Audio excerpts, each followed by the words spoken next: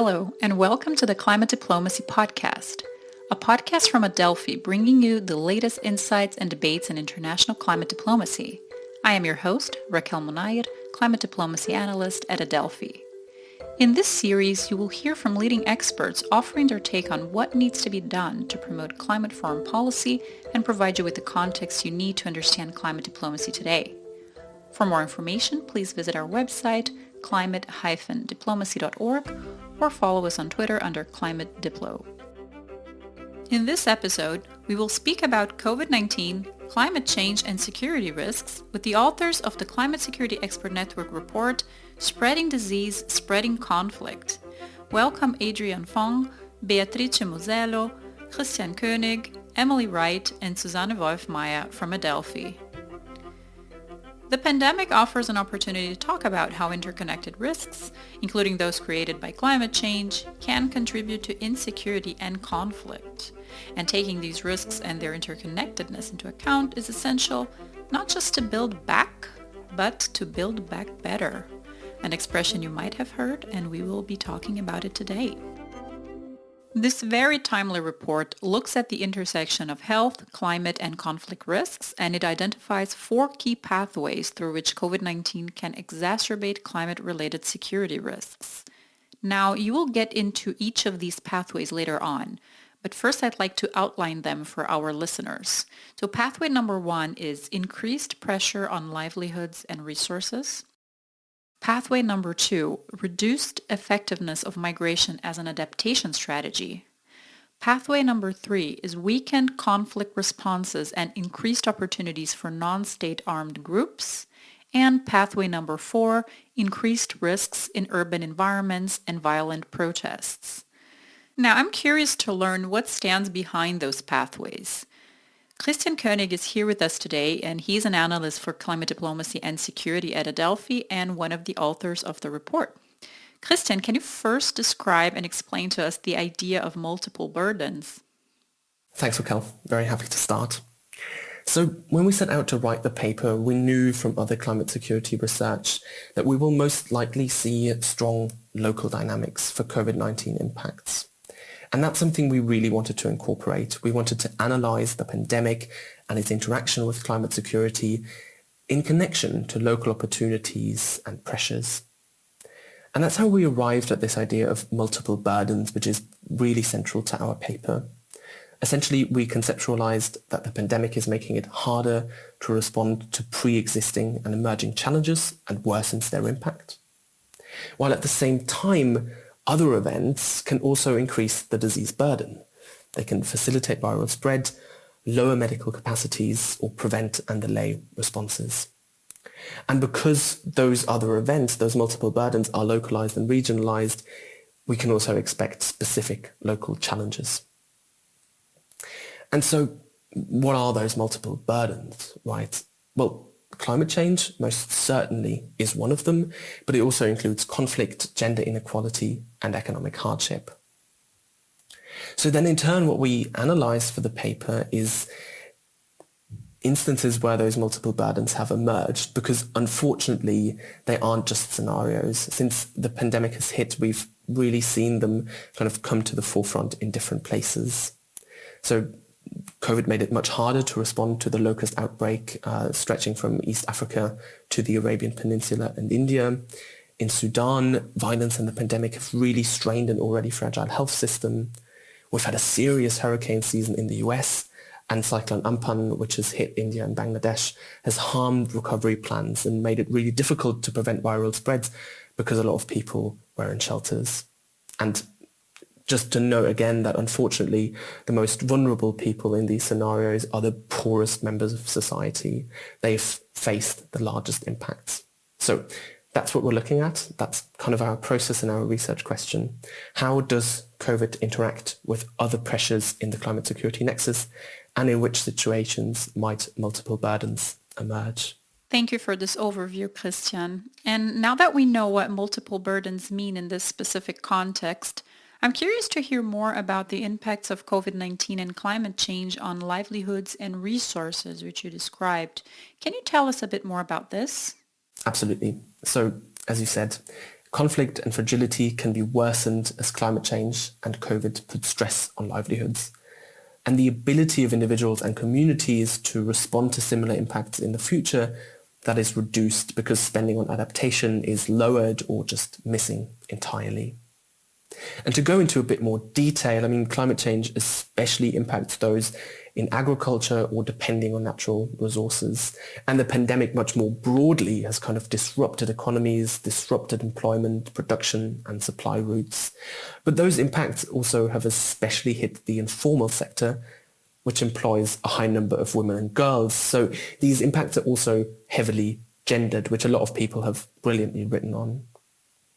So in terms of risk here, if those livelihood impacts, if they mix with pre-existing gaps in services, with weak governance or with marginalization, all of which increase hardship, increase frustration with governance, and which create or heighten community tension, in those situations, when two things come together, conflicts over natural resources might emerge, increase, or reappear, and tensions within communities and conflict within communities, that can also rise. And there is another risk here, because we do need to face that without stable livelihoods, many people will just need to look elsewhere for survival.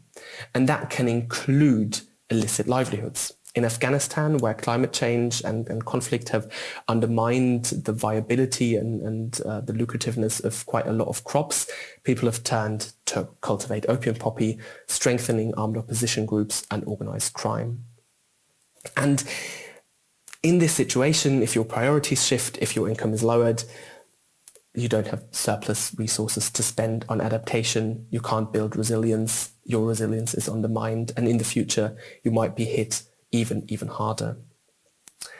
So I just want to close here with a quick note on the vaccine, because luckily we're on a really good path at the moment, but we also won't be returning to normality immediately, because until people are vaccinated and until economies have recovered, those livelihoods impacts, unfortunately, will continue in some form.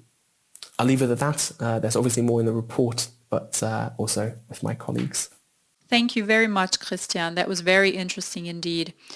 I would now like to take a closer look on the second pathway of the report, which is about migration. Emily Wright is a consultant for climate diplomacy and international climate policy at Adelphi and a co-author of the report. Emily, could you please shed some light on the logic and interrelations behind migration as a coping mechanism for conflict, and yet at the same time a potential risk factor for exacerbating conflicts? Okay, well, thanks for the question.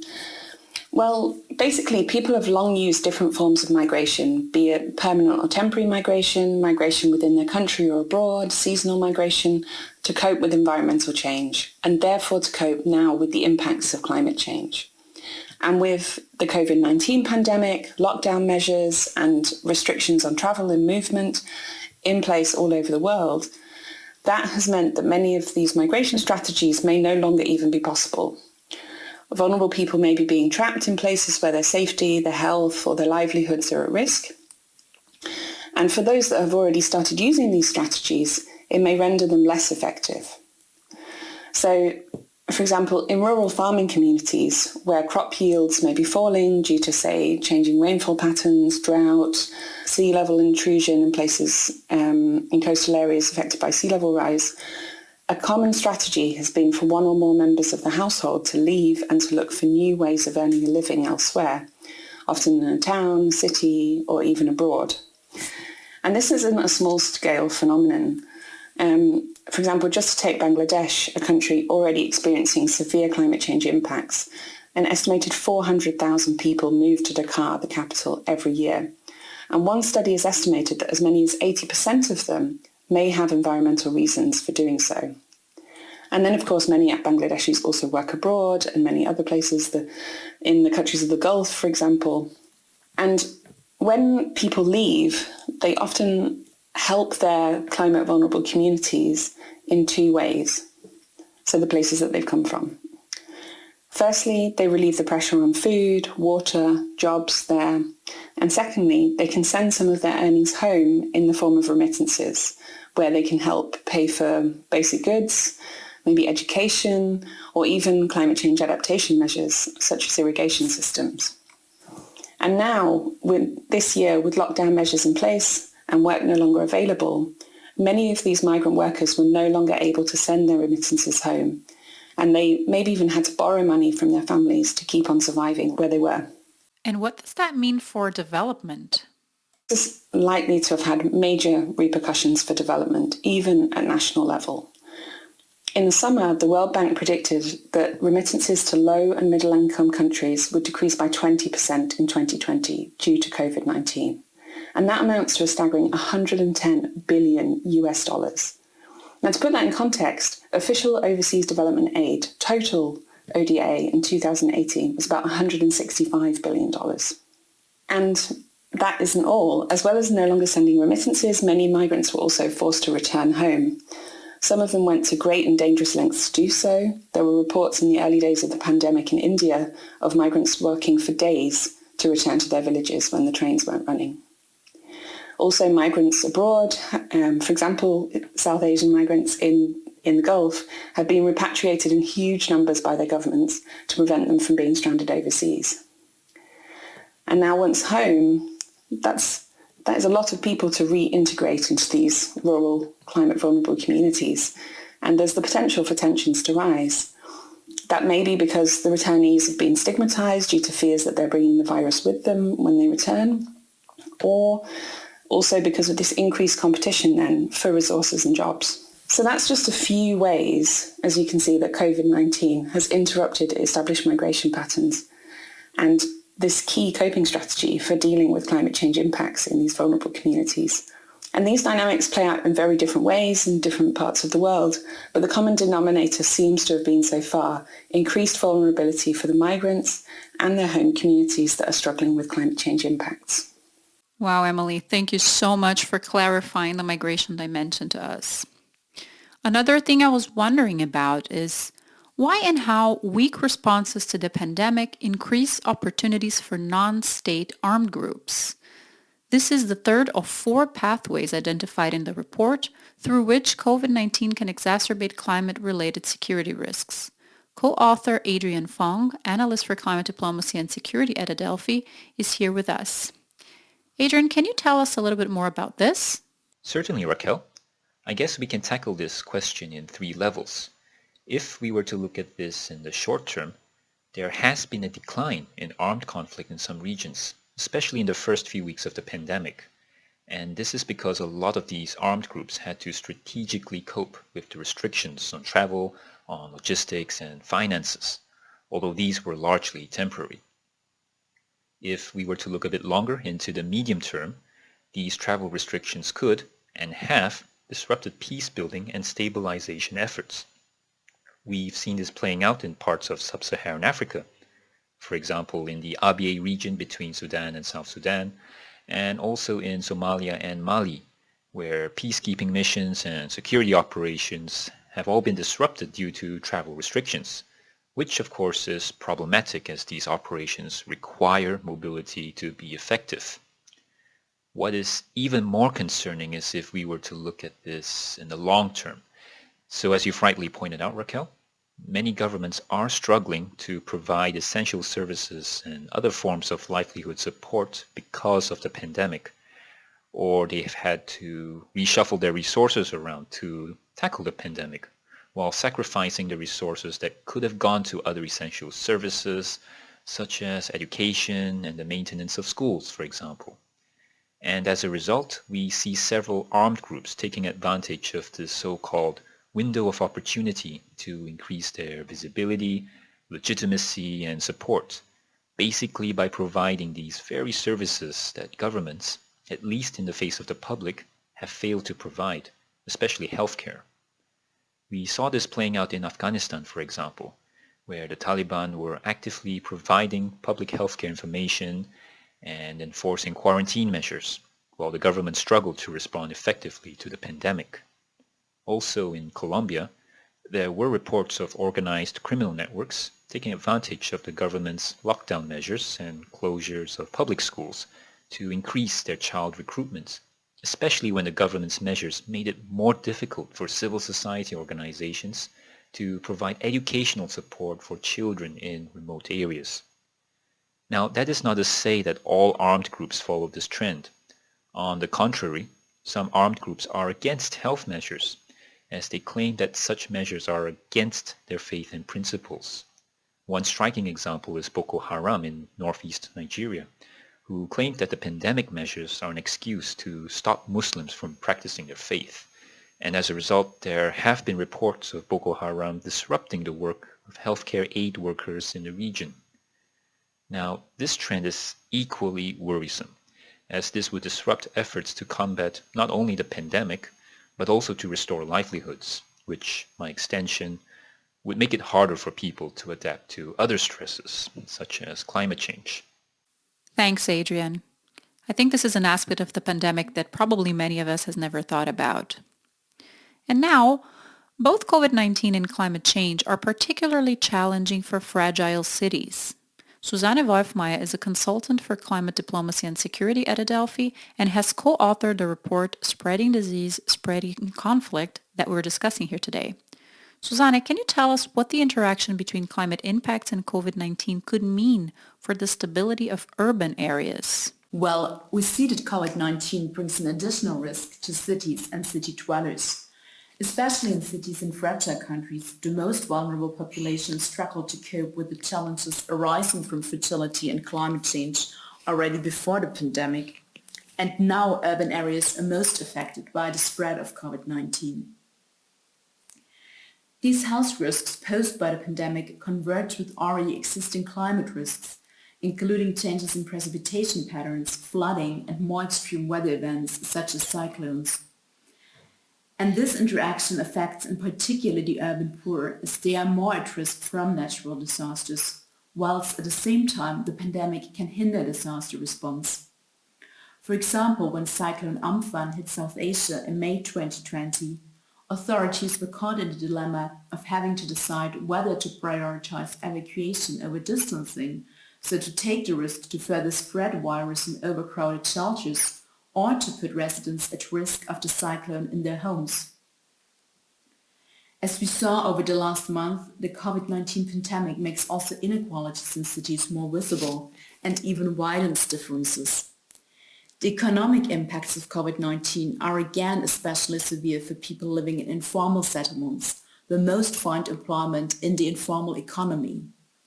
Projections estimate that in Africa and Latin America, earnings in the informal sector decreased by around 80% in the first month of the pandemic. And these double burdens, the impacts of the pandemic and of climate change on living conditions, are particularly alarming, as worsening conditions in urban areas can increase the likelihood and severity of violence, as well as increase levels of crime. When we now look at the response side, we see that when government actions to the pandemic and a related lockdown fail, or are being perceived as failing, this may contribute to frustration and unrest. We saw, for example, unrest over the access to food during the pandemic in several cities around the world. And whilst many authorities provided water or food to the urban poor to prevent food riots, the access to food aid is often not equal for the poor. These trends could be exacerbated by the effects of climate change on food prices, which is already proven to be a factor for violent unrest in urban settings, such as, for example, those during the Arab Spring or in Sudan. So we see that the interplay between COVID-19 and climate change impacts poses a particular risk for fragile cities and the urban poor, as the pandemic hampers responses to climate change impacts and exacerbates resource stress and economic hardship. If local governments fail to design and implement responses that address both the risks arising from a pandemic and climate change impacts alike, these risks may finally contribute to urban violence. Thank you, Susanne. This chain of interconnected risks remind us of the multiple burdens that Christian explained to us earlier. But the report goes beyond identifying risks. It also recommends a number of entry points that governments should consider to respond to the evolving risks we just heard about. To build back better from the pandemic and the climate crisis, there are a few things that governments can and should do. Co-author Beatrice Mosello is a senior advisor for climate diplomacy and security at Adelphi, and she will walk us through the following 5 recommendations. 1. Conducting integrated analysis of risks and vulnerabilities. 2. Moving to multi-sector and inclusive approaches. 3. Ensuring additional and long-term funding. 4. Connecting community level and global action. And 5. Making the case for multilateralism. Beatrice, could you please explain those recommendations in greater detail to us? What do they entail, and where do you see concrete opportunities for action? Yes, of course. Thank you very much, Raquel. So what we realized during our research is that the COVID-19 pandemic has actually offered yet another opportunity to talk about how interconnected risks, including those created by climate change, of course, can contribute to insecurity and conflict. But also it's shown us how taking these risks into account is essential not just to build back, but to build back better, both from the pandemic and from the impacts of climate change. As you say, we have 5 key recommendations for governments and donors to do so. First of all, the importance of understanding the strong links between the impacts of COVID-19 and the existing socioeconomic, political and environmental drivers of fragility and conflict, of which climate change is one. There would be important to invest in context-specific assessments that analyze climate and security risks, but with a specific focus on COVID-19 impacts. And, of course, very important that these assessments are informed by data that are segregated by sex, age and other metrics so that we can develop targeted responses that take into account the needs and vulnerabilities of different groups in society. Then we need to move to multi-sector and inclusive approaches. We've seen that these risks do not fit within the parameters of most existing institutions. So effective responses will also need to cross sectors, will need to cross policy areas. They will need to integrate health, climate, but also development, humanitarian, peace-building efforts, and cutting across several levels, from the local level to the national and regional, transnational one. I think a particularly interesting area here will be to look at opportunities for redesigning urban environments. With a particular focus on informal settlements, I would say. So, for example, if we look at making informal settlements more climate-proof, for example, by investing in improved sanitation, that will also be an investment that can prevent the spread of diseases. Or if we design more open green spaces, we are not only supporting social distancing during the current pandemic or in view of future health crises, but we also help cool cities in summer and contribute to better air quality. Of course, none of these will be cheap, so governments and bilateral and multilateral donors will have to ensure additional and long-term funding, and I'd like to stress here the word additional, not just diverting resources from one area to the other, from climate change adaptation to COVID-19 responses, as it's currently happening, but adding some funding and potentially coordinating responses with other donors, other governments that are doing so. For example, I'm thinking of the International Monetary Fund and the World Bank that have already set up funding and investments to address COVID-19 related challenges in weak states, but also I'm thinking of those funds that specifically focus on climate change adaptation, such as the Adaptation Fund or the Climate Investment Fund. What we've seen, another point I'd like to make is what we've seen, especially at the beginning of the pandemic, is that community-level mobilization has played an important role in filling the gaps left by slow government action. For example, by improving hand-washing facilities, delivering food supplies and protective equipment. And this actually reflects a larger trend of community-driven climate change mitigation and adaptation initiatives, which have really taken roots in many parts of the world in recent years. So I would say any efforts at building better should pay attention to these community-level actions and organization and really focus on connecting them with global dialogues aimed at fostering cooperation. And last but certainly not least, the COVID-19 pandemic has been a stark reminder that its impacts, like the impacts of climate change, have a global reach.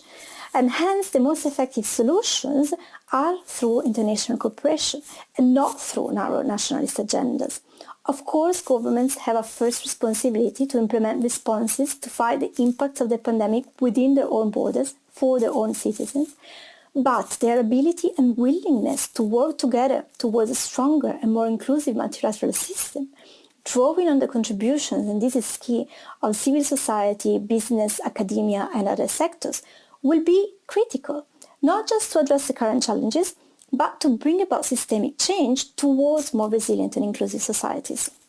Thank you, Beatrice, and thank you to all the speakers of the Spreading Disease, Spreading Conflict report that joined us today. You made it clear that to build back better, we need to consider the interconnectedness of the risks you named and of the pathways you explained. But to put it in other words, not considering complexity and interconnectedness is precisely what drove us to have to deal with these inoperative systems in the first place. Holistic thinking, that's what separates quick fix solutions that backfire from long-term effective action. As was stated by UN Secretary General Antonio Guterres at the launch of the UN Comprehensive Response to COVID-19 in April 2020, coming out of this crisis will require a whole of society, whole of government, and whole of the world approach driven by compassion and solidarity. Almost a year later, and his statement is more relevant than ever. Funding and financial resources should not just be shifted, for example, from climate change adaptation and mitigation to fight the pandemic, but rather enlarged with additional funding. Efforts to build back better should not only focus on global multilateral action, but also pay attention to community-level action. Local and multilateral action should support systemic change towards more resilient and inclusive societies, which is needed to ensure long-term holistic and effective action to build back better. Thank you to our experts for giving us their insights on COVID-19, climate change, and security risks. Make sure to download the report, Spreading Disease, Spreading Conflict. We will be adding a download link in the episode description. And stay tuned. We will be back with another episode of the Climate Diplomacy Podcast in a few weeks. In the meantime, you can reach us with questions and feedbacks on our Twitter channel @ClimateDiplo. Thank you for tuning in, and until next time, goodbye.